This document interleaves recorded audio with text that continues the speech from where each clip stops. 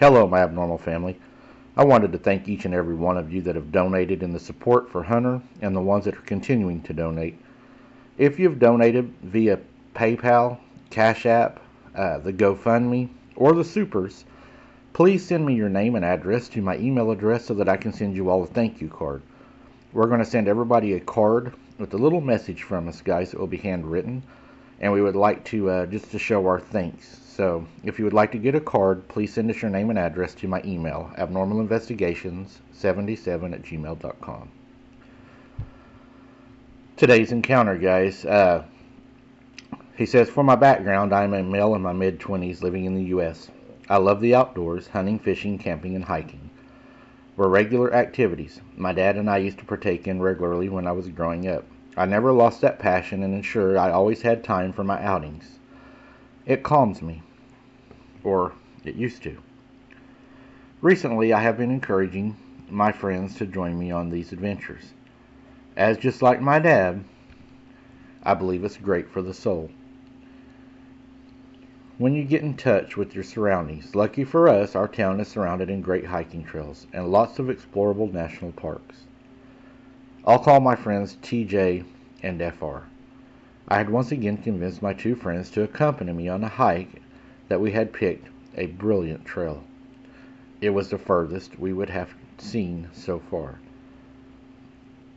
An hour-round trip through some of the finest pine forests in North America. As usual, the start of the hike was met with us visiting as usual and laughing about as two friends. But I knew they would liven up. They always did. They enjoyed the outdoors even if it didn't admit it.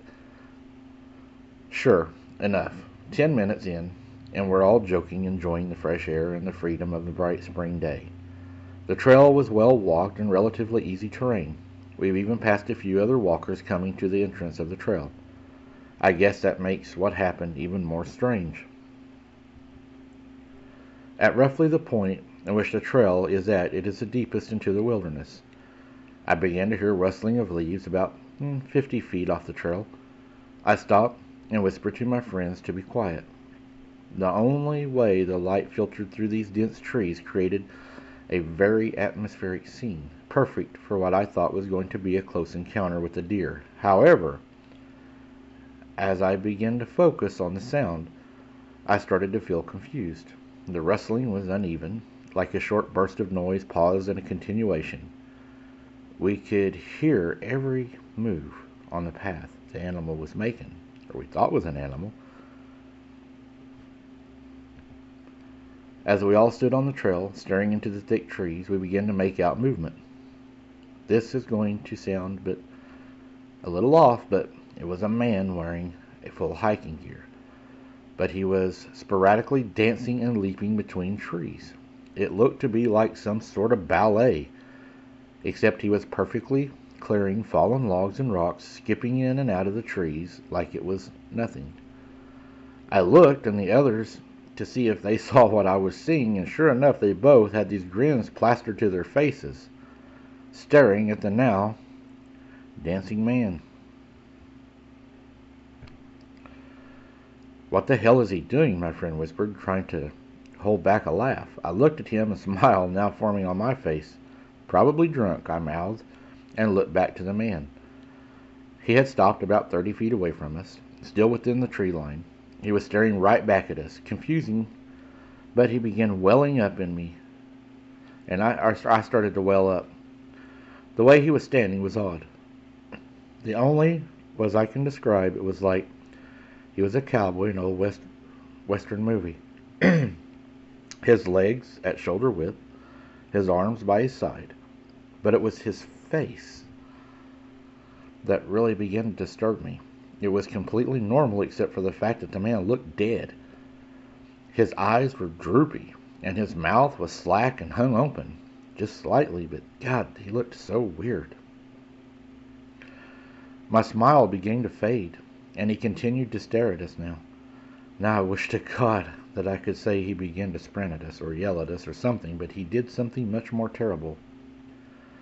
Without moving his body, his head started to turn to the right, further and further.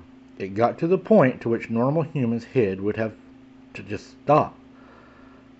But with this horrible, terrible, audible pop and snap began to twist further and further until we were staring into the back of his head, his body not moving an inch. And then his body just drops to the ground. Leaves and debris and sticks and dirt and everything has been thrown up. It's like he's in a full-blown seizure. Yes, we ran, Mike. When we made it back to the ranger station, we told the ranger what we had seen. The ranger asked us to show him on the map about where we had seen this. We were asked to wait at the ranger station until they came back. While we were sitting there, having a few drinks of Gatorade and other liquids to rehydrate, they arrived about an hour and a half later. They told us that we were free to go. We asked them if they were able to find the hiker, and they said yes, there had been a terrible accident, and they was glad that we informed them so that they were able to go and to render aid. The next day, we all were sitting around talking about what had happened, trying to figure out just really what the hell had gone on. But then, my partner said, maybe that man was just lost and had a medical condition. We all didn't believe that. Then it was later on, maybe 2 or 3 days later, my father was sitting at the table, and he was asking us while he ate his toast and drank his orange juice, didn't you all just go to the forest the other day? And we said yes. And he said, did you hear anything about this? And when we looked on the front page, there was a photograph of the man. Except he looked well alive. He was with his wife, and they looked happy. He was an avid camper, hiker, but he didn't look nothing like the day we saw him. Down below, cause of death, he fell from a tree, breaking his neck. I think we witnessed whatever had happened to him stand before us, twist its head around, and break and pop his neck, and kill himself right in front of us. What could cause somebody to do this? I will never go back to that woods, and neither will my friends. When someone can stand in front of you dancing and acting crazy, they don't look alive, they look like they're under a spell or hypnosis or something, and they turn their head freely until their neck breaks. What is going on in these woods? There is more out there than these cryptids. I will never go back. That scared me so bad to this day that I am still having PTSD and I'm on 3 medications.